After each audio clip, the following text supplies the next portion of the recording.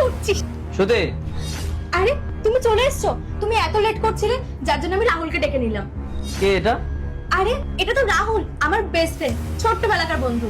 শ্রুতি শোন না, আজ অনেক রাত হয়ে গেছে, আমি বাড়ি যাচ্ছি বুঝলি।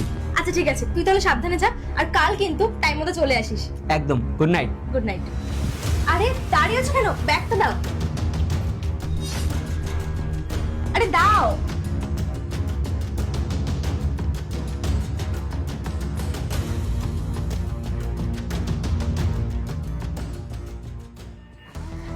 শুভ, আমরা বেরোচ্ছি।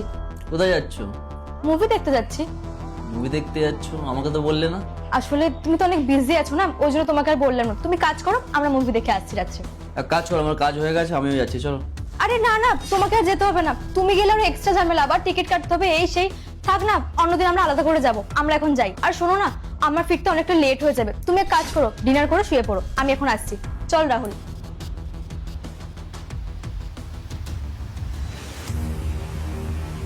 শুভ, এগুলো কি হচ্ছে? এই মেয়েটাকে আর তোমার সাথে একই বেডরুমে একই বিছানায় কি করছে? তুমি এত তাড়াতাড়ি চলে এলে কেন? কেন? আমি তাড়াতাড়ি এসে বুঝি তোমাকে প্রবলেম করে দিলাম? না না, প্রবলেমের কি আছে? আসলে তোমাকে বলা হয়নি, আসলে ও হচ্ছে কুসুম, আমার বেস্ট ফ্রেন্ড, আমরা ছোটবেলাকার বন্ধু। বন্ধু মানে? এক মিনিট, আমি তো কিছু বুঝতে পারছি না। বেস্ট ফ্রেন্ড মানে? আর বেস্ট ফ্রেন্ড হলেও তোমরা একই বেডে কেন শুয়ে আছো? তোমাদের মধ্যে কি চলছে আমাকে ক্লিয়ার করো। দেখো শুধু তুমি ভুল বুঝছো, সেরকম কোনো ব্যাপার নেই। আমরা জাস্ট গল্প করছিলাম, আর গল্প করতে করতে কখন ঘুমিয়ে পড়েছি আমরা নিজেরাও জানি না। তো এত রিয়াক্ট করার কিছু নেই। এই শোনো, এসব বেকার কথা না আমার কাছে বলতে এসো না। আর আমি বাচ্চা মেয়ে নই যে তোমাদেরকে দেখে আমি কিছুই বুঝতে পারবো না। একটা ছেলে আর একটা মেয়ের মধ্যে ঠিক কি চলতে পারে সেটা আমার ভালো মতন জানা আছে। এই দেখো, বেশি বাড়াবাড়ি করো না, ঠিক আছে?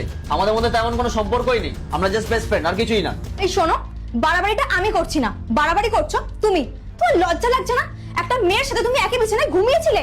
ছি, তোমাকে আমার হাজার মতো ঘেন্না লাগছে। আর তুমি এটা ভাবো, আমি তোমার সাথে হয়েছে এতদিন বিয়ে করেছি, আমি চিনি না যে তোমার একটা ফিমেল বেস্ট ফ্রেন্ড আছে। আর এখনো উপস্থিত হয়ে গেল যে ও নাকি তোমার বেস্ট ফ্রেন্ড। আমি যখন ঘরে ছিলাম না, ওই তখন চলে এলো, তাই তো? আর আরেকটা কথা কান করে শুনে রাখো, একটা মেয়ে আর একটা ছেলে না কখনো বেস্ট ফ্রেন্ড হতে পারে না। কি বললে? একটা ছেলে আর একটা মেয়ে কখনো বেস্ট ফ্রেন্ড হতে পারে না, তাই তো? তাহলে তোমার বেস্ট ফ্রেন্ডের ব্যাপারটা আলাদা, আর আমার বেস্ট ফ্রেন্ডের ব্যাপারটা আলাদা হয়ে যাচ্ছে।